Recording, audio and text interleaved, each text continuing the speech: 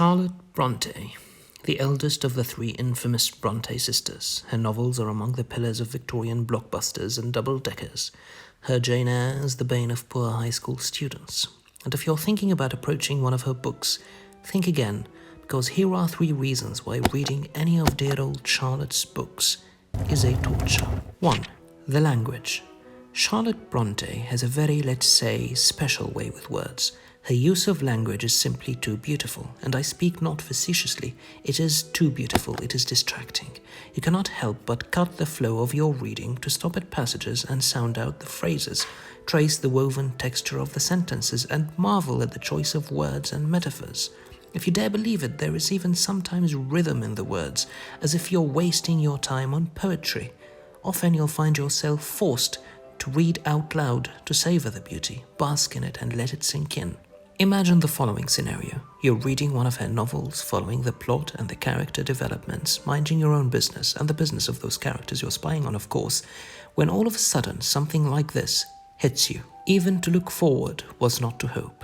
The dumb future spoke no comfort, offered no promise, gave no inducement to bear present evil in reliance on future good. A sorrowful indifference to existence often pressed on me. A despairing resignation to reach betimes the end of all things earthly. Alas, when I had full leisure to look on life as life must be looked on by such as me, I found it but a hopeless desert, tawny sands with no green fields, no palm tree, no well in view. I mean, what on God's earth are you doing, Bronte? How do you expect me to get on with the novel if you throw at me such beauty and elegance? Look at this. Caroline Helstone was just 18 years old, and at 18 the true narrative of life is yet to be commenced.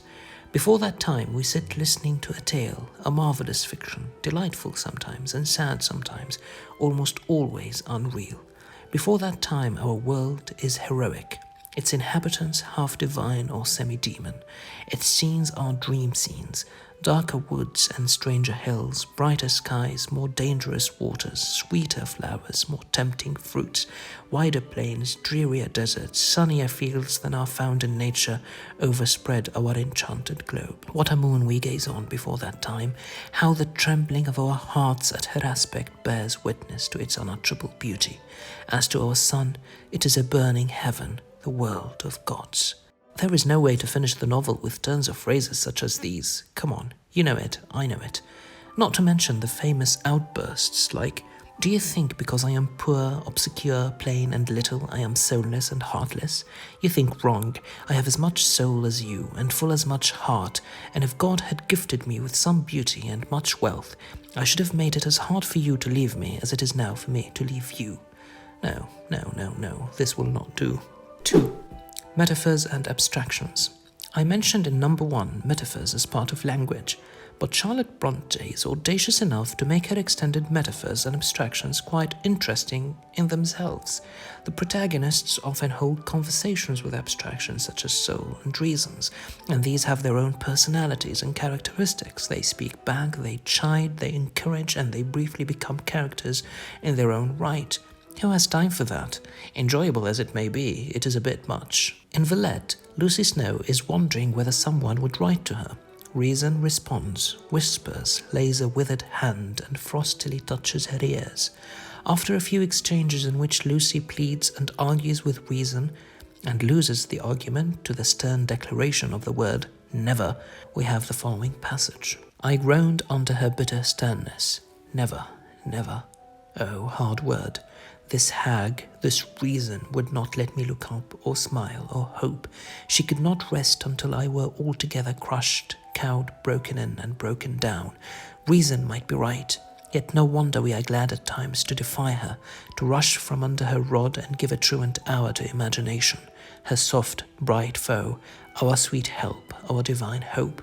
We shall and must break bounds at intervals, despite the terrible revenge that awaits our return. This goes on and on and on, and then, looking up, have I seen in the sky ahead amidst circling stars, of which the midmost and the brightest lent a ray sympathetic and attent, a spirit softer and better than human reason has descended with quiet flight to the waste. bringing all round her a sphere of air borrowed of eternal summer, bringing perfume of flowers which cannot fade, fragrance of trees whose fruit is life. When I bend the knee to other than God, it shall be at thy white and winged feet, beautiful on mountain or on plain.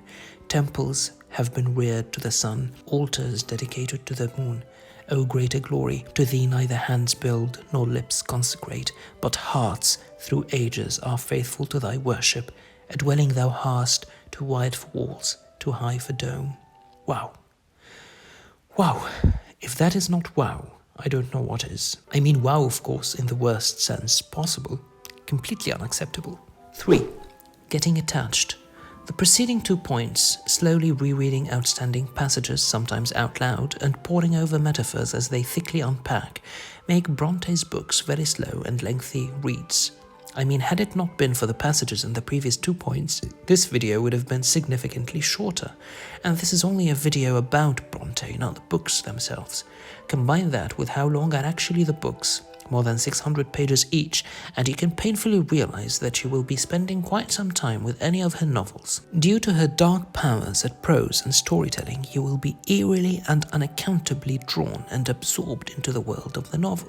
Once, after a reading session of about 6 or 7 hours of Shirley, I went to bed and saw in my dream an industrial town full of dissatisfaction and resentment, and Robert Moore was in his mill raggedly discussing politics with Mr. York, which, as far as I remember, does not really happen in the novel.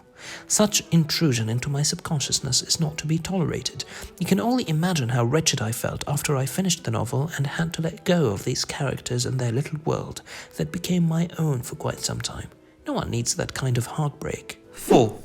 An insight into female consciousness in the 1800s. The 4th point on my list of 3 is the insight you get into the consciousness, the thoughts and feelings of the female protagonists in Victorian England.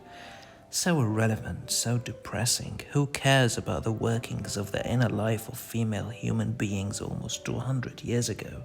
Yes, Jane Eyre might be the first feminist novel, or proto-feminist, if that's even a word. I concede Villette is a scathing social satire, but let me say with a controversial narrator who hides almost all that she feels or truly thinks, both from herself and the reader. Yeah, given that effort to hide, you get a glimpse much clearer into who she is and the world around her, but still frustrating. I live relatively comfortably in my 21st century and would like to remain here. Empathy towards fictional characters from bygone eras is simply uncomfortable. So, to sum up, for these 3+1 reasons, and particularly if you do not like to be addressed as reader all the time, stay away from Charlotte Bronte and her evil novels.